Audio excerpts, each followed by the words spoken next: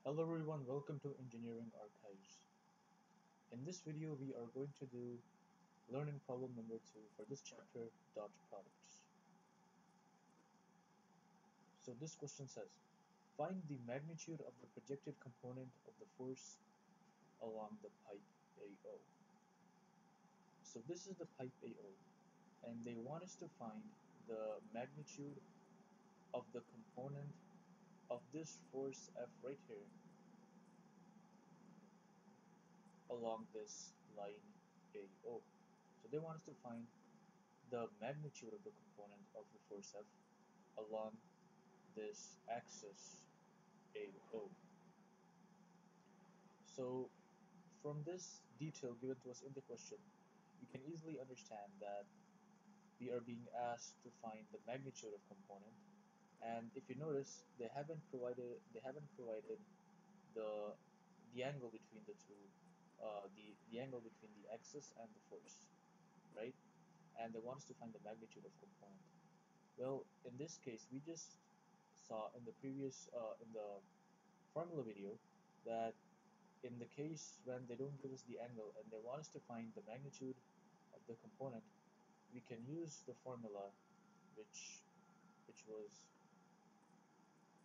which is as follows, which was like this, right? In case we don't have the angle theta, we can use this formula, which can also be used to find the magnitude of the component. So let's write down this formula in our solution.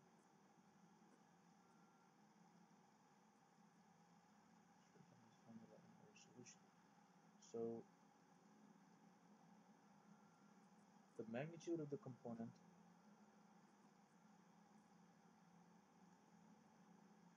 of any force A along a direction B is equal to the vector A multiplied by, vector A dot producted with a unit vector in direction of B, right?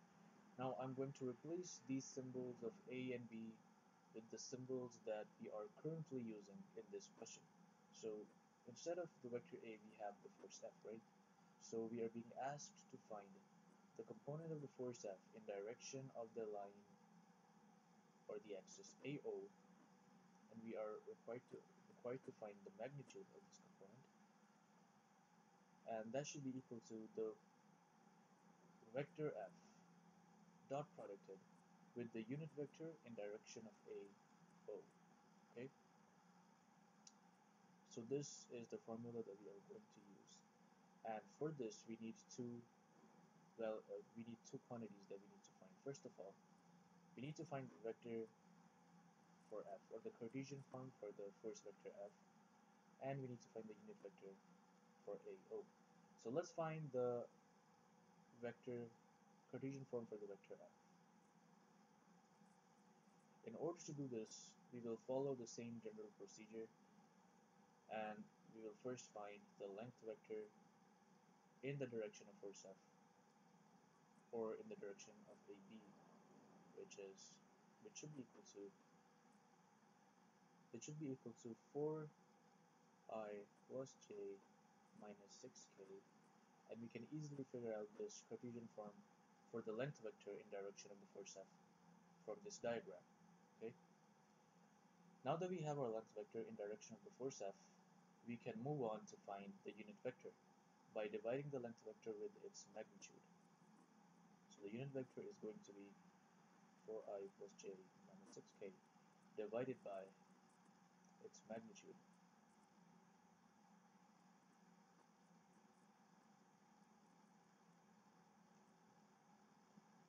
And we end up with 4 over under root 53I plus 1 over under root 53j minus 6 over under root 53k.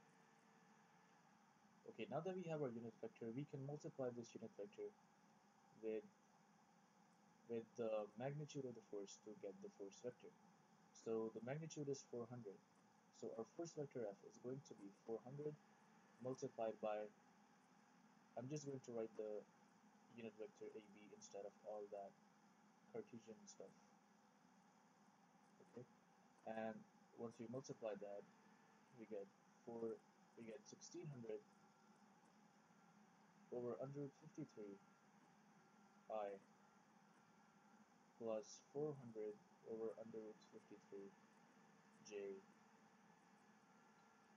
minus 2400 over under root 53 K.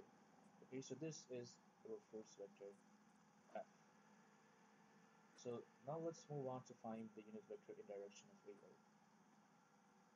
And in order to find this, we will first find the length vector in direction of AO. And this length vector is going to be equal to negative 4j minus 6k. Again, we can just easily figure this out from the diagram. Convert this into its unit vector by dividing it by its magnitude.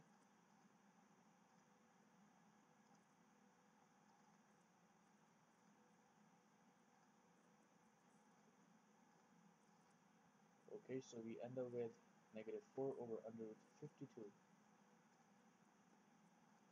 j minus 6 over under root 52. Okay, now we have everything that we need to find the magnitude of the component. So the magnitude of the component of force F upon the line AO is equal to the force vector F, which was equal to 1600 over 53. Okay, it's going to take me a while to write this down.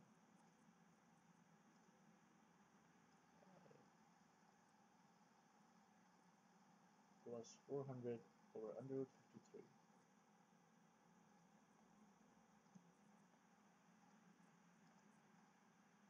minus 2400 over under root 53. Okay, so that this dot producted with the unit vector in direction of AO, which is this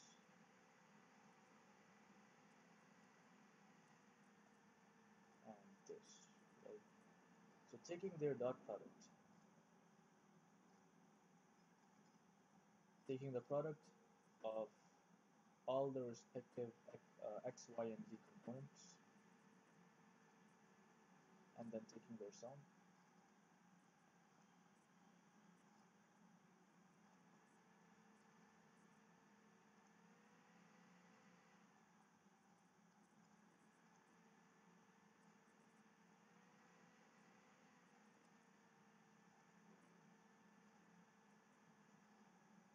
we get the number.